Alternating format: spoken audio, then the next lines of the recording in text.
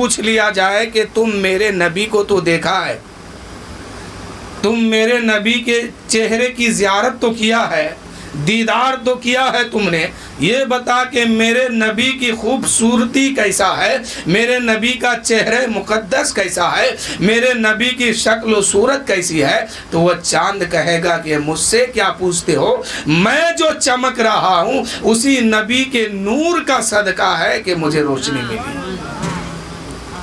میرے اندر جو چمک ہے اسی نبی کے نور کے صدقے میں چمک رہا ہوں۔ اب سورج سے پوچھ لیا جائے، سورج تو اس سے زیادہ چمکتا ہے، اب سورج سے اگر پوچھ لیا جائے تو سورج کہتا ہے کہ میرے اندر جو روشنی ہے، جو نور پھیلتا ہے میرے اندر سے، یہ مصطفیٰ کے نور کی خیرات ہے، یہ خیرات مجھے اپنے نبی سے ملا ہے، اس لیے میرے اندر یہ روشنی ہے۔ تو اعلیٰ حضرت فرماتے ہیں کہ اعلیٰ حضرت فرماتے ہیں کہ یہی بولے سدرا والے، چمانے جہاں کے تھالے، سبھی میں نے چھان ڈالا، تیرے جیسا کسی کو نہیں پایا، تیرے پائے کا نہ پایا، یعنی کوئی ایسا نہیں ہے۔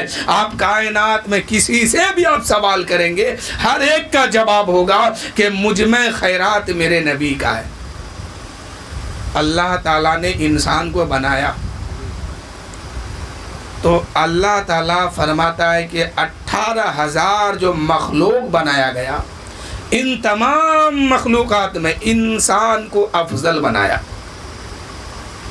انسان اور جنات اور فرشتے اور جانور پرندے، تو انسان کو بنایا اللہ، جانور کو بھی بنانے والا اللہ، فرشتوں کو بھی بنانے والا اللہ۔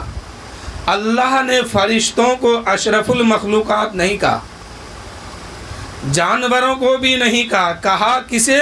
انسان کو کہا۔ یہ خطاب اللہ تعالیٰ انسان کو دیا کہ انسان اشرف المخلوقات، یعنی جتنی مخلوق ہے دنیا میں ان تمام سے افضل ایک انسان ہے۔ یہ فرشتوں کو جب اللہ تعالیٰ بنایا تو فرشتوں کے اندر ایک چیز رکھی، جانوروں کو بنایا تو اس کے اندر بھی ایک چیز رکھی، لیکن انسان کو جو بنایا تو انسان کے اندر 2 چیزیں رکھی گئی۔ اللہ تعالیٰ جب فرشتوں کو بنایا تو فرشتوں کو اللہ تعالیٰ عقل دیا، نفس نہیں دیا۔ فرشتوں کو عقل دیا، نفس نہیں دیا۔ جانور کو جب بنایا گیا تو جانور کو نفس دیا، عقل نہیں دیا۔ اور جب اللہ تعالیٰ انسان کو بنایا تو انسان کو فرشتے والی عقل بھی عطا فرمایا اور جانور والی نفس بھی عطا فرمایا، یعنی انسان کے اندر دونوں صفت عطا فرما دیا کہ عقل بھی انسان کے اندر موجود ہے اور نفس بھی انسان کے اندر موجود ہے۔ اب اگر انسان اپنے نفس کو کچل کر کے عقل کو استعمال کر لیتا ہے تو پھر وہ نیک انسان بنتا ہے، پرہیزگار بن جاتا ہے، متقی بن جاتا ہے، تقوی والا بنتا ہے، پھر اللہ کی بارگاہ میں اس کا کوئی مقام، کوئی حیثیت ہوتی ہے۔ اللہ تعالیٰ فرماتا ہے ان النفس لامارۃ بالسوء، بے شک انسان کے اندر جو نفس ہے، یہ نفس امارہ جو ہے ہمیشہ انسان کو بہکاتے رہتا ہے اور یہ کہتا ہے کہ برائی کے طرف چلو، یعنی انسان کو برائی کے طرف لے جانے والا یہ نفس ہے۔ بے شک ان النفس لامارۃ بالسوء، بے شک یہ نفس امارہ انسان کو برائی کے طرف لے کے چلتا ہے، برائی کا حکم دیتا ہے۔ اب اگر کوئی انسان اس نفس امارہ کے کہنے پر برائی کے راستے پہ نکل آتا ہے تو یہ انسان جانور سے بھی بدتر ہو جاتا ہے۔ اشرف المخلوقات ہوتے ہوئے بھی یہ جانور سے بھی بڑھ کے ہو گیا جانور، اس لیے کہ جانور والی بھی صفت اسی انسان کے اندر رکھا گیا ہے۔ اگر نفس امارہ پہ کوئی عمل کرتا ہے وہ جانور سے بھی بدتر ہو گیا، اور اسی نفس کو جب کوئی کچل کے آگے بڑھ جاتا ہے اسی انسان کو اشرف المخلوقات کہا جاتا ہے۔ وہی انسان فرشتوں سے بھی افضل ہو جایا کرتا ہے، فرشتوں سے بھی اعلیٰ ہو جاتا ہے، حتیٰ کہ 18,000 مخلوق میں افضل ہو جاتا ہے وہ۔ تو انسان کے اندر نفس بھی ہے عقل بھی ہے. اب انسان کو اختیار بھی ہے, چاہے تو نفس پہ عمل کرے یا چاہے تو عقل پہ عمل کرے. اس لیے اللہ تعالیٰ نے 1 سال کے اندر 1 مہینے کا رمضان کا روزہ فرض کیا کہ اے میرے بندو, بے شک تمہارے اندر جو نفس ہے وہ نفس امارہ جو ہے تمہیں ہمیشہ برائی کی دعوت دیتا ہے, وہ برائی کے طرف چلنے پہ تمہیں مجبور کرتا ہے. اس لیے آؤ رمضان کے مہینے میں آؤ اور 30 دن کا روزہ رکھ لو, 29 دن کا روزہ رکھ لو, یعنی 1 مہینہ محنت اور مشقت سے رہو اور بھوک اور پیاس کی شدت کو برداشت کرو. یہ نفس کو تم اپنے اندر مار دو, پھر سال بھر تم آسانی کے ساتھ زندگی گزارو. رمضان کا مہینہ اس لیے فرض کیا گیا کہ تم برائی سے بچ جاؤ, تقوی والا بن جاؤ, پرہیزگار ہو جاؤ, متقی ہو جاؤ اور نفس امارہ کو بھوک کی شدت سے اسے مار دو.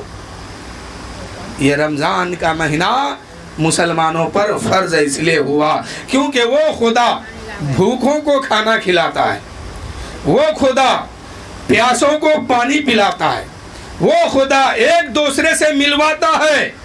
لیکن جو ہی رمضان کا مہینہ آتا ہے وہی خدا فرماتا ہے کہ طلوع صبح صادق سے لے کر کے غروب آفتاب تک تمہیں کھانا نہیں ہے, تمہیں پینا نہیں ہے, عملیہ جوزیت سے تمہیں پرہیز کرنا ہے, یعنی بیوی ہے تو اس سے ملنا بھی نہیں ہے. تو میرے دوستو, جو خدا کھانا بھی کھلاتا ہے, جو خدا پانی بھی پلاتا ہے, جو خدا ایک دوسرے سے ملواتا ہے, لیکن جو ہی رمضان کا چاند نظر آتا ہے وہی خدا کہتا ہے کہ طلوع فجر یعنی صبح صادق سے لے کر کے غروب آفتاب تک تمہیں کھانا بھی نہیں ہے, پینا بھی نہیں ہے, اور تمہیں صبر کر کے دکھانا ہے, اور بیوی ہے تو عملیہ جوزیت سے بچنا ہے. تو میرے دوستو, یہ معاملہ صرف اس لیے ہے کہ تم اپنے اندر کے نفس کو مار دو. جو شیطان تمہارے اندر ابھر رہا ہے اس کو موت دے دو, مار دو, تاکہ 11 مہینہ تم آسانی سے زندگی گزار سکو. اب جو انسان ایمان کے ساتھ محنت اور مشقت کے ساتھ رمضان کا روزہ رکھتا ہے, رمضان کا روزہ دن میں کیوں فرض ہوا؟ بھوکا ہی رکھنا اگر مقصد ہوتا, اللہ تعالیٰ اگر یہی چاہتا کہ میرا بندہ بھوکا رہے تو وہ رات میں بھی کر سکتا تھا. اگر مقصد بھوک کا ہے, اگر مقصد پیاسا رکھنا ہے کہ 12 گھنٹہ 15 گھنٹہ بھوکے رہو تو یہ ٹائم رات میں بھی ہو سکتا تھا. لیکن اللہ یہ چاہتا ہے اے بندہ اگر رات میں روزہ فرض کرتا تو صبر تیرے پاس نہیں ہوتا, اس لیے کہ دن میں روزہ فرض کیا گیا. دھوپ گرمی پڑ رہی ہے, پیاس کی شدت ہے, ایسے عالم میں تم بازار جاؤ گے, غیروں کو پانی پیتے ہوئے دیکھو گے, غیروں کو ہوٹلوں میں کھاتے ہوئے دیکھو گے, اور تم کہو گے کہ میں روزہ ہوں, صبر کرتا ہوں. تمہارے صبر کو آزمانے کے لیے دن میں روزہ رکھا گیا کہ غیروں کو تم کھاتے ہوئے دیکھو گے تو وہاں اپنے اندر یہ احساس کرو گے کہ ہم تو روزہ رکھے ہیں اللہ کے لیے, ہمیں پیاسا بھی ہے, پیاس تو لگی ہے, پانی سامنے ہے, لیکن وہاں صبر کر کے دکھانا ہے کیونکہ وہاں غیروں کو کھاتے ہوئے بھی دیکھ رہے ہیں, پیتے ہوئے بھی دیکھ رہے ہیں, اور دل میں خیال کرتے ہیں ہم نے روزہ صرف اللہ کے لیے رکھا ہے, ہم پانی نہیں پیئیں گے, کھائیں گے بھی نہیں. تو صبر کا بھی امتحان روزہ میں ہے, ورنہ روزہ رات میں بھی ہو سکتا تھا.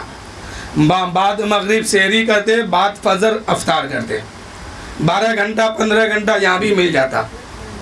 لیکن صبر کا مقام رات میں نہیں ہے جو دن میں ہے.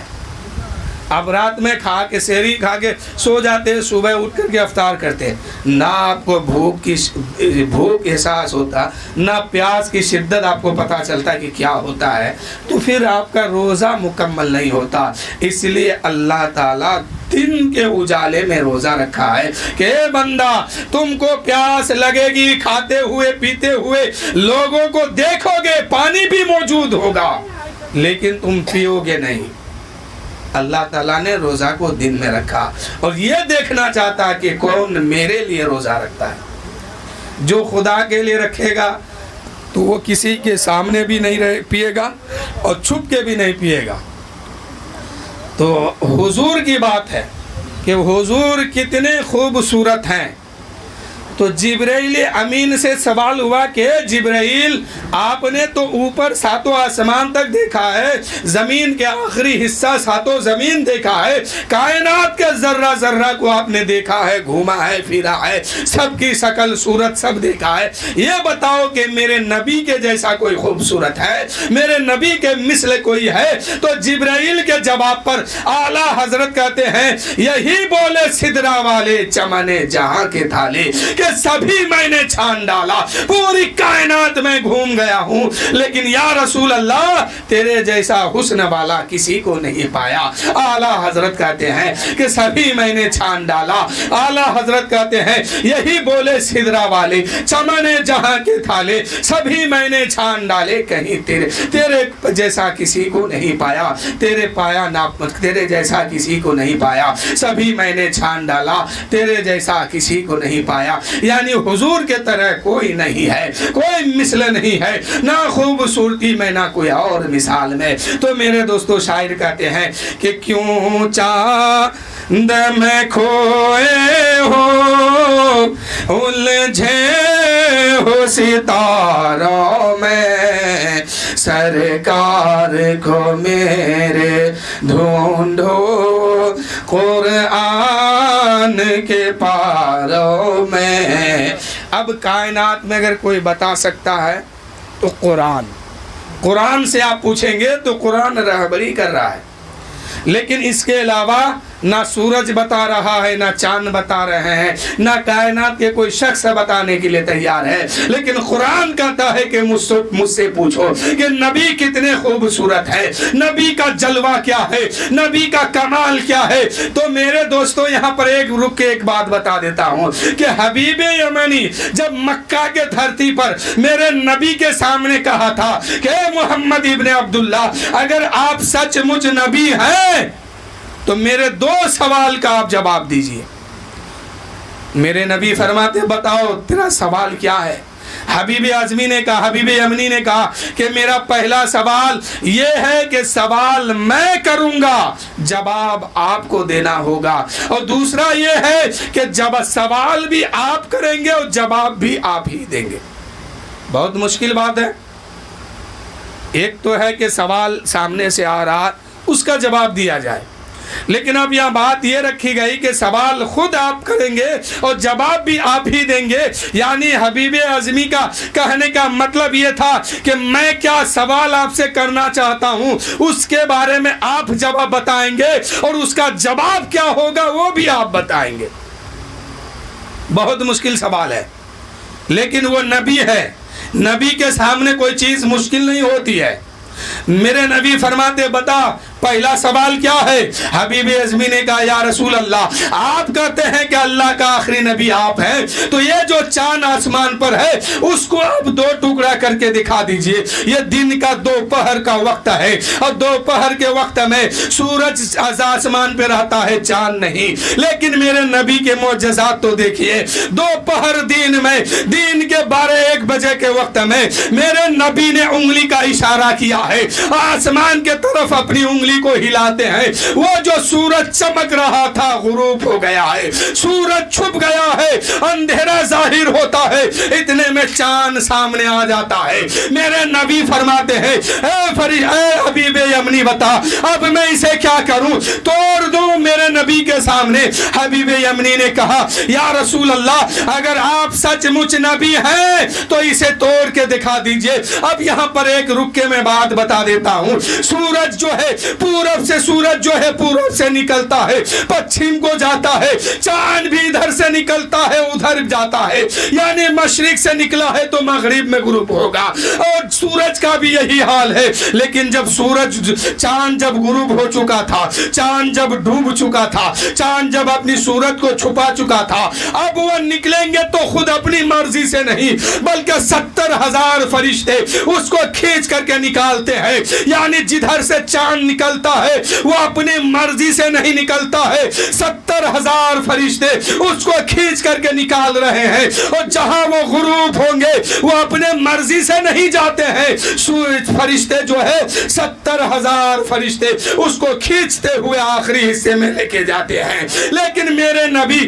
مکہ کے دھرتی پہ کھڑے ہو کر کے انگلی کا اشارہ کیا ہے تو وہ صرف چاند ہی نہیں, اس کے ساتھ ایسا لگتا تھا کہ 70,000 فرشتے بھی کھینچے چلے آ رہے ہیں, کھینچے چلے آ رہے ہیں. جب بیچ آسمان پہ چاند آیا ہے, میرے نبی فرماتے ہیں حبیب یمنی بتا کیا خواہش ہے. حبیب یمنی نے کہا اگر آپ نبی ہیں, آخری نبی آپ ہی ہیں, تو اس چاند کو 2 ٹکڑا کر دیجئے. میرے نبی نے انگلی کا اشارہ پھر کیا ہے.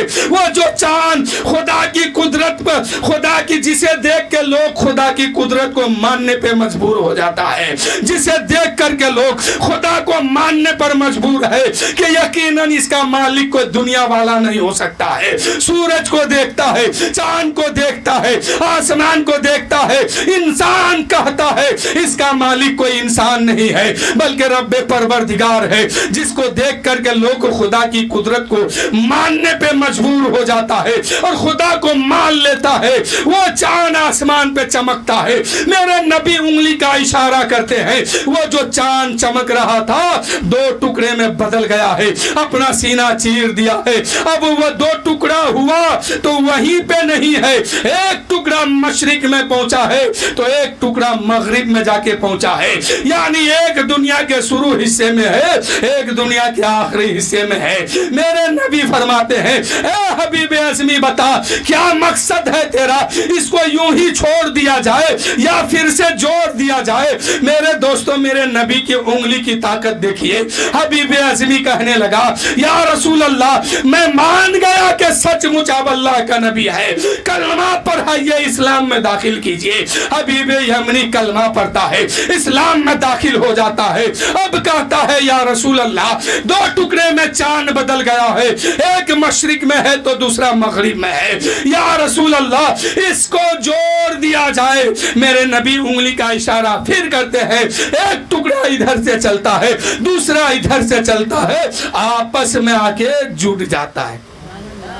اعلیٰ حضرت عظیم البرکت مجدد دین و ملت فاضل بریلوی ارشاد فرماتے ہیں وہ کمال حسن حضور ہے کہ غمان نقش جہاں نہیں, یہی پھول خار سے دور ہے, یہی شمع ہے کہ دھواں نہیں. یہی پھول خار سے دور ہے, یہی شمع ہے کہ دھواں نہیں. اور آگے کہتے ہیں چاند جھک جاتا جدھر انگلی اٹھاتے مہد میں.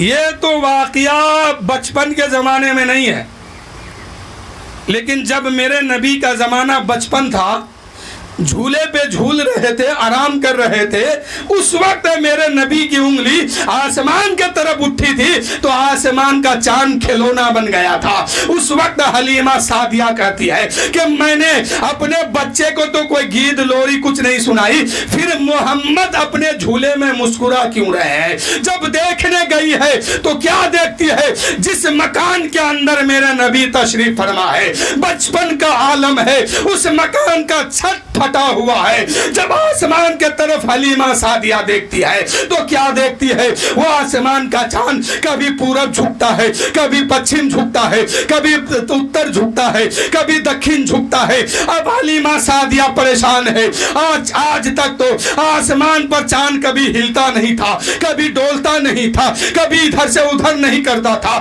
کبھی جھکتا نہیں تھا, کبھی اگتا نہیں تھا. آخر وجہ کیا ہے کہ آج چاند گردش میں ہے, کبھی ادھر کبھی ادھر, کبھی ادھر کبھی ادھر. اچانک نظر جھولے پہ پڑتی ہے, کیا دیکھتی ہے حلیمہ سعدیہ کہ نبی پاک کی انگشت مبارک آسمان کے طرف اٹھی ہوئی ہے اور میرے نبی کی انگلی जिधर झुक रही है आसमान का चांद भी उधर झुकता है। कभी उंगली बाएं झुकती है, चांद बाएं झुकता है, कभी दाएं झुकती है, चांद भी दाएं झुकता है। कभी पैताने के तरफ उंगली जा रही है, आसमान का चांद उधर ही जा रहा है। कभी सिरहाने के तरफ उंगली जा रही है, आसमान का चांद भी उधर जा रहा है। यानी मेरे नबी का खिलौना आसमान का चांद बन गया। आला हजरत फरमाते हैं चांद झुक जाता जिधर उंगली उठाते महद में, क्या ही चलता था इशारों पर खिलौना नूर का। आसमान का चांद मेरे नबी का खिलौना है। अब हबीब अज़मी ने कहा या रसूल अल्लाह इसको जोड़ दिया जाए। मेरे नबी ने फिर उंगली का इशारा किया, चांद जुट गया, एक सवाल मुकम्मल हो गई। अब हबीब अज़मी कहते हैं या रसूल अल्लाह अब जो दूसरा सवाल मेरा है ना वो सवाल भी आप ही करेंगे और जवाब ही आप ही खुद देंगे।